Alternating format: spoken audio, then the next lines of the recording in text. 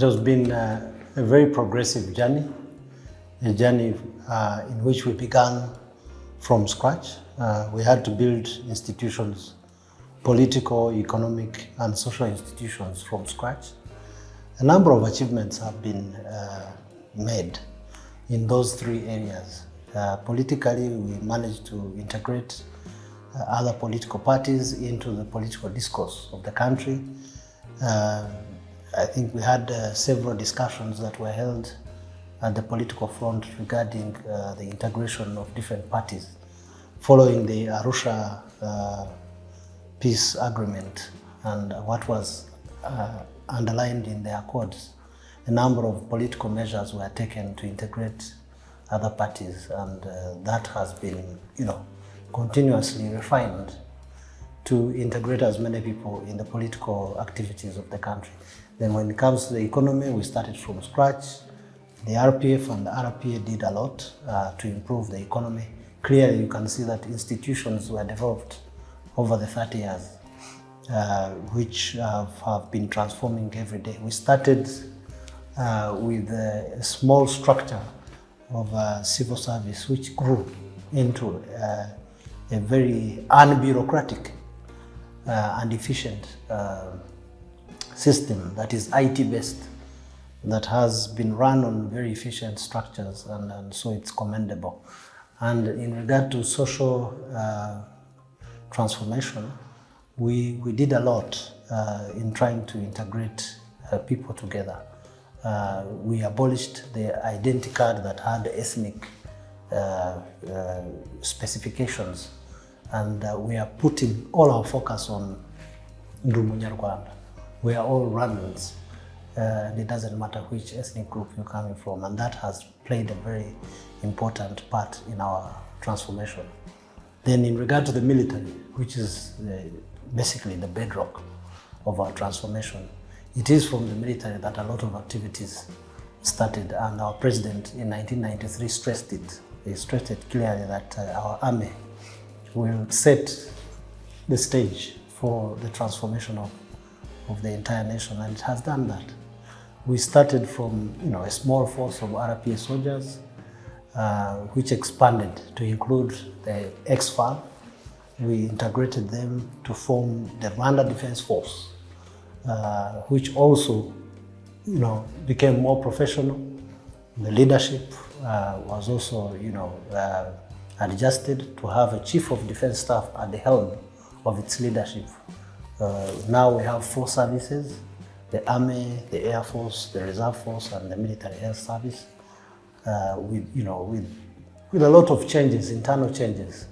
We expanded our colleges. We now have 4 colleges, big colleges, and some other schools at the lower level at the Air Force and other. So all these institutions are functional and efficient, and today we have a very professional army.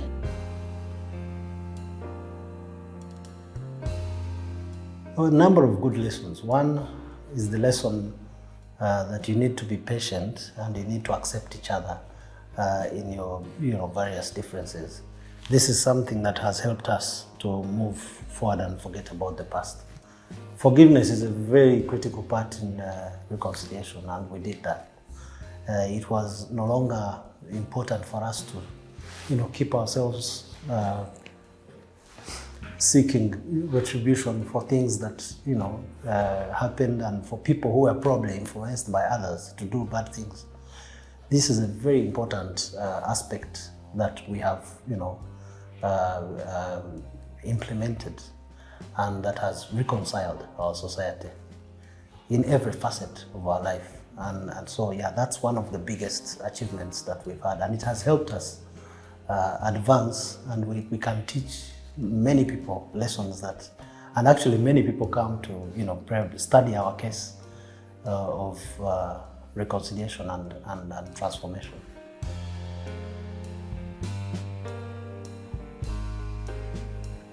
First of all, we're going to have a big event at the stadium. We opened the stadium a couple of days ago, and it's going to be a big event. We'll have a parade.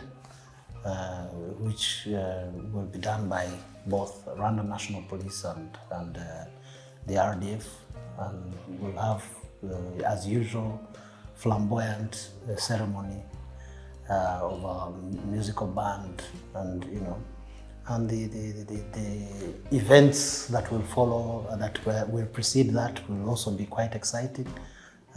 We'll have various artists who will be showcased during the event, so it will be quite a lively event.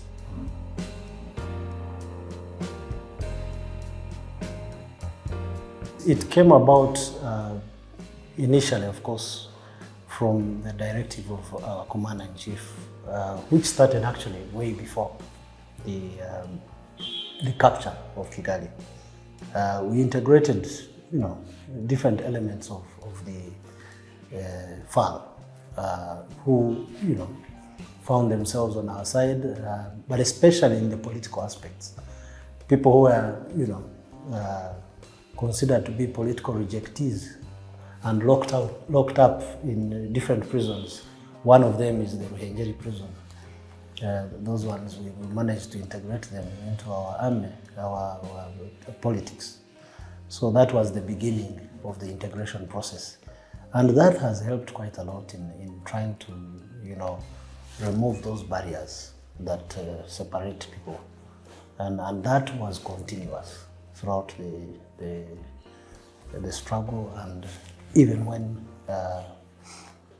we took over power in 1994, it was the cornerstone of our integration process and reconciliation process. So the ex-FAL as an army was integrated within the RPA, and we built a formidable force that was not based on ethnicity, rather based on the fact that we are all Rwandans and can work together to build a nation.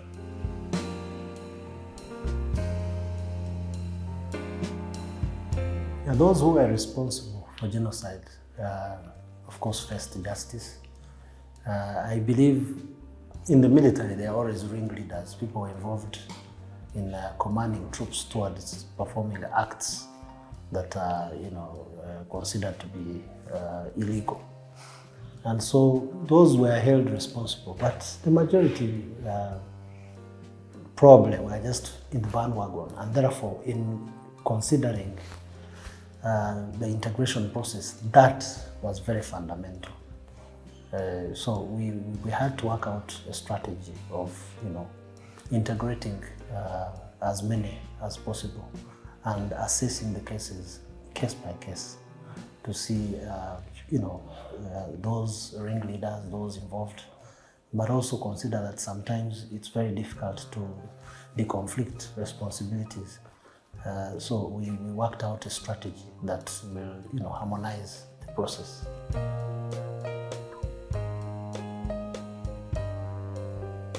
Absolutely, absolutely. When the army itself is a united army, one that depicts what the society looks like, then the rest will follow suit.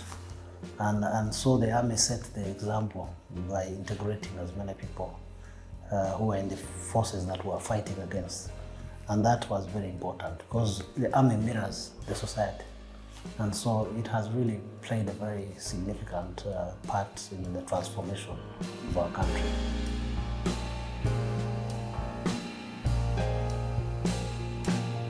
We have about 47,000 in total, but that includes those who are integrated from the FDL and others that come in, So it has been continuous.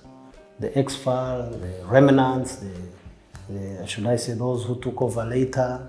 So the process has been continuous. The integration has been continuous over the years, over the 30 years.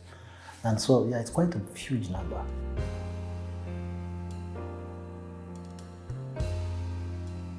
What has been done is probably the best we could have done in the circumstances.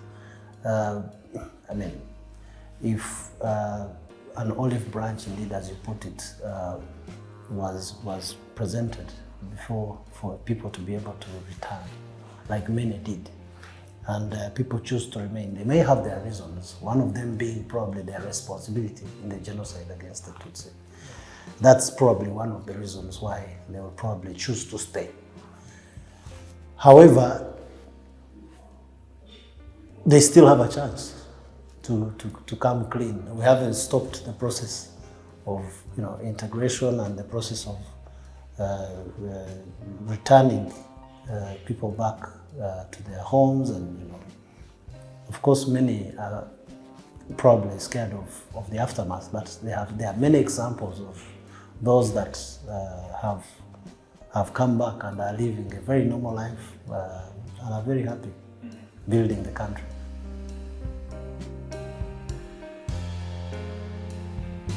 It stems from our history, like I've always stressed.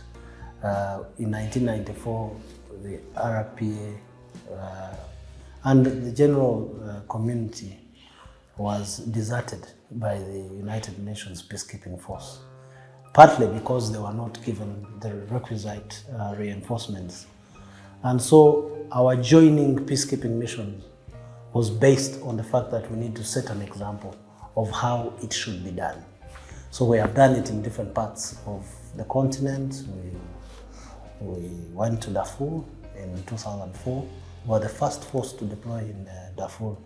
And this was driven by our desire to set a very good example in responding towards acts of genocide, and so we did quite a great deal in Darfur. We can say with certainty that our contribution played a very significant part in creating stability in Darfur.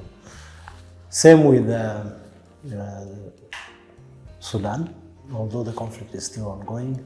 However, we've played our own part in trying to bring sanity in Sudan. And the conflict there mirrors a lot what we went through. The inter-ethnic rivalries, the inter-tribal rivalries that are there are something that we can provide lessons to them about. And same with Central African Republic, where you have the Seleka and the anti-Baraka and Seleka rebels from the Muslim and Christian group fighting against each other, and the CPC, Coalition of Patriotic Change of the former president Bozize, fighting against the new system that was elected. And all those conflict scenarios we have been involved in, and we have undertook the task of supporting the government to re-establish state authority and create a peaceful environment for the political transformation of the country. And we do that because it has worked in our case. And although in our case we were a force fighting an oppressive system, but I want to stress that our support of states must be based on principles, values, that this government is a legitimately elected government. This happened in Central African Republic and Mozambique, and I know the bilateral aspect will come into discussion. We support nations that are that have a political system that is legitimately established.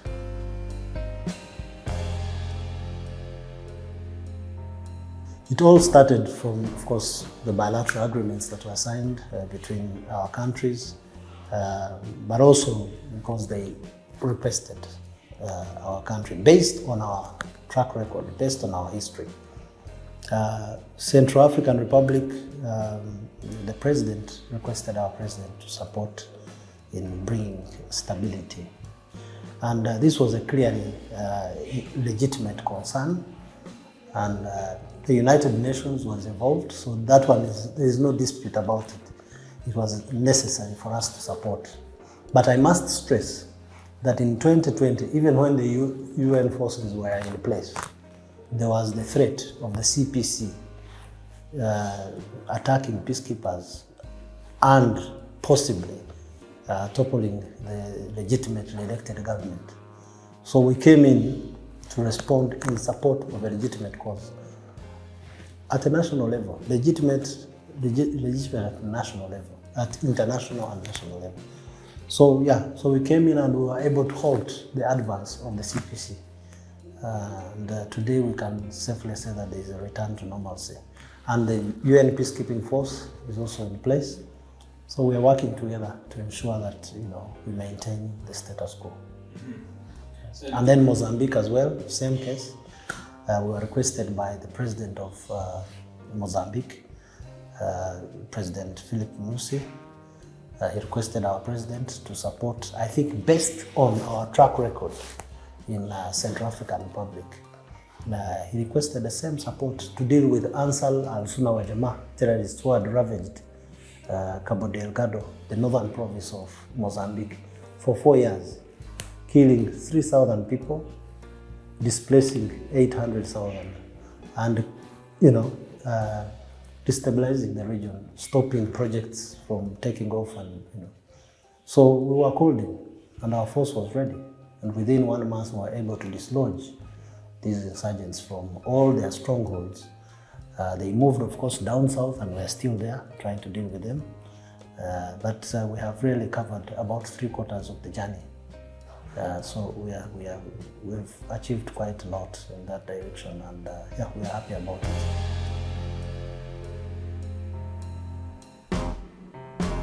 We see ourselves improving ourselves in different ways. Of course, as we advance, the military needs to be more professional, it needs to be more technological, we need to get better, we need to be more precise in everything we do.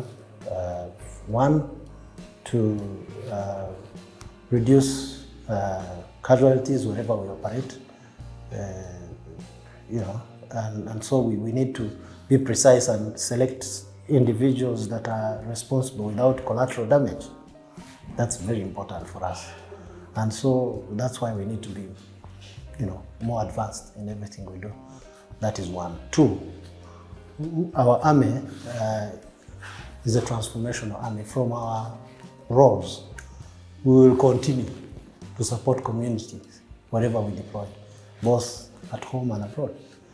Our constitution allows us to partake in acts of transforming society, socioeconomically.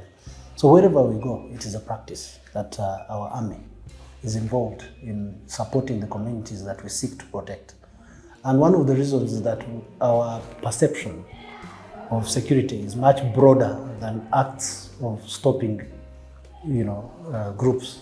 We also need to build an environment that is conducive for national security to prevail.